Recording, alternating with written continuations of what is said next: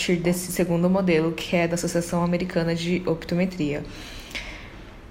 Esse é o primeiro modelo, tá? E aqui, o segundo modelo, ele mostra sobre a avaliação do paciente, procurando avaliar as estruturas do olho e também a parte de refração, que ele considera bastante importante. Depois ele faz uma avaliação sensório-motora, que ele avalia também a parte oculomotora dos olhos, sacada, segmentos, fixação. Ele faz uma avaliação das funções cerebrais e processamento da informação visual, como que ocorre a parte da funcionalidade do cérebro, se tem alguma área que foi afetada pelo traumatismo e está ocorrendo o processamento correto da informação, se a informação às vezes está chegando, mas não está sendo processada. Então, ele faz esse tipo de avaliação. Depois há uma avaliação de visão subnormal para saber, nos pacientes que sofreram TCE, muitas vezes eles têm perda de acuidade visual. Não é possível ser usada a tabela de acuidade. A mais comum utilizada é a de Snellen. E nessas avaliações de pacientes que sofreram traumatismo crânioencefálico, é necessário usar tabelas diferentes, como tabelas com símbolos, tabelas com desenhos, e para distâncias diferenciadas também, que geralmente é feita a 6 metros, e para esses pacientes utilizamos tabelas que são feitas a 1 metro, a acuidade visual para longe. E a avaliação de campo visual é uma próxima avaliação também a ser considerada, uma vez que, dependendo do nervo craniano afetado, se há alguma alteração de nervo craniano, vai afetar muitas vezes a parte de campo visual. E os testes de eletrodiagnóstico também, que eles consideram bastante importantes para uma avaliação de cuidados optométricos do paciente que teve TCE. Os principais também cuidados que ele cita são encaminhar os pacientes para um oftalmologista em casos de patologia ocular, o tratamento das disfunções visuais com lentes, prismas, a oclusão, que é tampar um dos olhos em caso de diplopia, e o uso de dispositivos de baixa visão, que são telelupas, sistemas de magnificação ou lentes mesmo especiais com uma dioptria maior, nos casos em que o paciente tem uma perda grande de campo visual ou perda mesmo de acuidade visual, e as terapias visuais, que procuram trabalhar a atenção, procuram trabalhar diversas funções das avaliações que procuram trabalhar as funcionalidades da visão. E a parte também de percepção, coordenação, olho-mão, etc.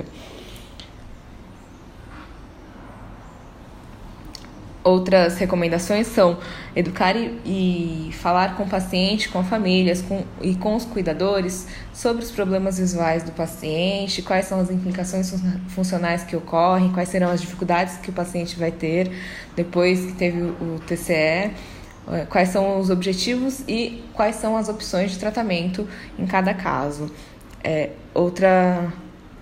Outro fator importante que eles citam é consultar outros profissionais envolvidos na reabilitação e nos cuidados do paciente.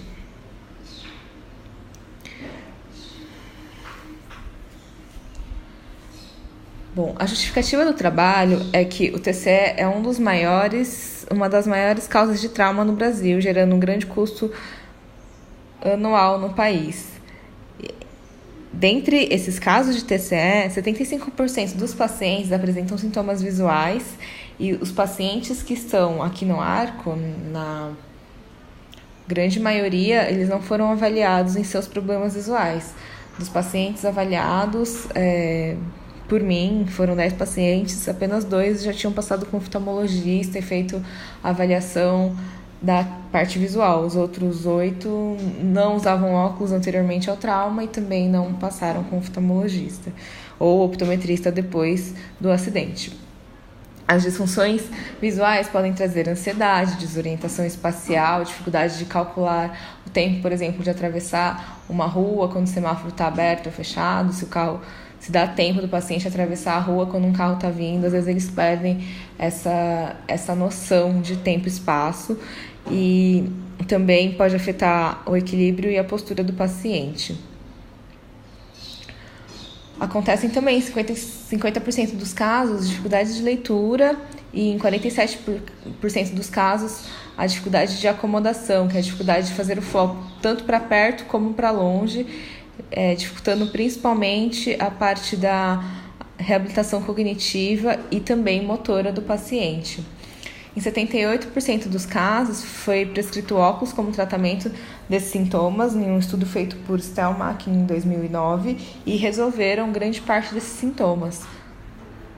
Por isso, a importância de se fazer uma avaliação visual nos pacientes e também fazer o estudo que a gente está mostrando aqui, tá? O objetivo desse trabalho é identificar os principais sintomas visuais dos pacientes que sofreram TCE grave atendidos aqui no Arco. Então, quais são esses principais sintomas visuais dos pacientes, o que eles relatam como queixas principais visuais e se eles relatam alguma queixa ou não, se eles percebem alguma dificuldade por questões visuais ou não. E outro objetivo é realizar um modelo de protocolo para que seja feito um atendimento optométrico desses pacientes dentro do HC. As hipóteses são: será que os problemas visuais eles apresentam as mesmas frequências de porcentagens desses estudos anteriores mostrados? E será que eles podem afetar as tarefas cognitivas, como atenção e memória? Essas tarefas cognitivas muitas vezes são exigidas nos testes de neuropsicologia, e uma vez que o paciente não passou com uma avaliação visual, é muito importante levar isso em consideração nos resultados encontrados do paciente nessas avaliações. Outra questão é: será que os problemas visuais eles podem afetar o desempenho motor, a recuperação, do paciente em relação ao desempenho motor e equilíbrio? Como que fica esse desempenho motor e o equilíbrio dos pacientes quando ele não tem a correção visual feita após o TCE e quando ele tem? Então, a gente vai procurar ver se isso também, se a parte visual afeta o desempenho motor e equilíbrio dos pacientes.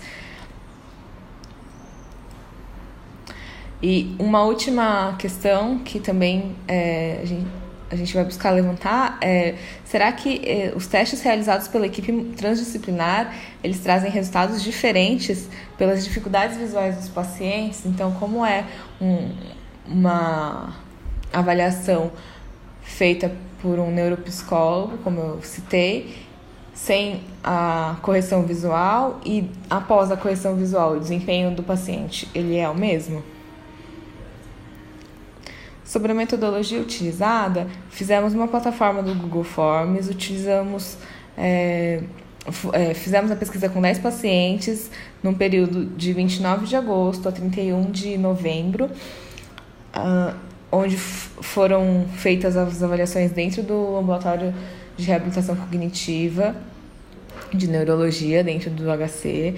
O tempo médio de avaliação foi de 1 hora e levou no máximo 2 dias de avaliação por paciente. Numa primeira avaliação fazíamos uma triagem, numa segunda avaliação fazíamos a refração. Quando não fazíamos a refração e a triagem inteira de todos os testes no mesmo dia. Os dados coletados foram nome, idade, sexo e contato do paciente, muitas vezes, na maioria das vezes, do acompanhante, quem era o acompanhante que estava junto com esse paciente, o motivo e o ano do TCE e o tempo que esse paciente ficou em coma, o histórico do paciente no arco, que era avaliar todo o prontuário dele, todas as medicações que eles estavam tomando e se o que eles diziam principalmente condizia com o prontuário, se as informações estavam realmente coerentes, os testes visuais, as queixas de sintomas e os medicamentos de sintomas visuais, tá? Nesse caso, e os medicamentos que eles estavam fazendo uso, que a maioria dos medicamentos tem alguma alteração ou tem algum efeito colateral na visão dos medicamentos utilizados para melhorar os sintomas do TCE. Os testes visuais feitos foi uma avaliação visual primária, onde eram avaliadas as condições oculares, as queixas dos principais sintomas visuais, era feita uma acuidade visual sem correção, depois uma acuidade visual com a correção, com óculos de uso, no caso dos pacientes que já usavam óculos, para conferir se esse óculos estava de acordo ou se havia alguma melhoria a ser feita. Uma nova receita após o TCE, uma receita de prescrição de lentes, era gerada, era feita, e a visão binocular, como que estava a visão binocular desse paciente? Ela estava boa, ela estava mais ou menos, enxergava só de um olho, enxergava com os dois juntos, eles conseguiam trabalhar em harmonia. Então esses foram os principais testes. Dentro dos problemas oculomotores, fizemos avaliações de sacadas e de segmentos. As sacadas o paciente olhar de um ponto a outro, fixando ora um ponto, ora outro ponto, e muitas vezes ele não consegue ou sente cansaço para realizar esse teste. E os segmentos, que são a leitura contínua, por exemplo, de um texto, ou o segmento contínuo de um ponto para outro sem interrupção. A sacada olha de um ponto e outro, ora um ponto e ora outro. E o segmento olha de um modo contínuo, por exemplo, a leitura de um texto, de uma palavra, que ele tem que ler correndo uma sequência, né, sem ficar com uma interrupção. Então, esse movimento que era avaliado. A adução e aversão, que são as rotações oculares, onde a adução é a rotação binocular e a aversão é a rotação monocular. A vergência, que é a capacidade dos olhos olharem para dentro, chamado num teste de ponto próximo de convergência, mais conhecido como PPC. A acomodação, que é o ponto próximo de acomodação, um teste onde é feito ele é avaliado qual é o primeiro ponto mais próximo que o paciente consegue enxergar. Quando o objeto está muito próximo dele, fica desfocado, ele vai afastando dos olhos, né, deixa bem pertinho dos olhos, e aí ele vai afastando até que encontre o ponto mais próximo que ele consegue ver dos olhos.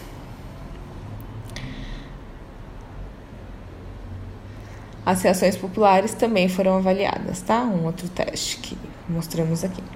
Então, vamos mostrar para vocês alguns dados obtidos, tá? Em relação aos dados demográficos, os 10 pacientes, 4 pacientes eram mulheres, 6 pacientes eram homens, com idades entre 18 e 51 anos, e a idade média de 33 anos, variando de 37,5 para o sexo feminino e de 30 anos, idade média, para o sexo masculino. A escolaridade não foi avaliada e vai ser acrescentada no próximo estudo. Em relação aos acompanhantes, 50% era mãe, pai, filho ou filha, né?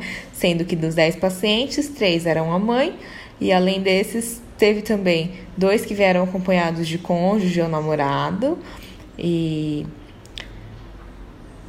um acompanhado de irmão ou irmã, e uma que foi a sogra da irmã da paciente, tá? E também teve um paciente que veio sem acompanhante. Aqui, o slide não ficou bom para ver nessa amostra, mas o ano do TCE, as ocorrências foram entre 2001 a 2017. E aqui, quais foram os casos, quais foram os principais motivos do trauma? A maioria, 7 casos dos 10 casos avaliados, envolveram algum tipo de veículo, que foi carro, moto ou bike, e contabilizaram 7 casos. No caso de acidentes com carro foram 3, acidentes com moto foram 2, acidentes com bike foram 2, e teve também 2 casos de queda e uma briga, tá? Teve caso de moto envolvendo moto colidindo com carro colidindo com bike, só a bike apenas, onde o paciente caiu da bicicleta, o paciente foi atropelado por um carro, teve uma queda de 10 metros e uma queda também da própria altura. O tempo em coma variou de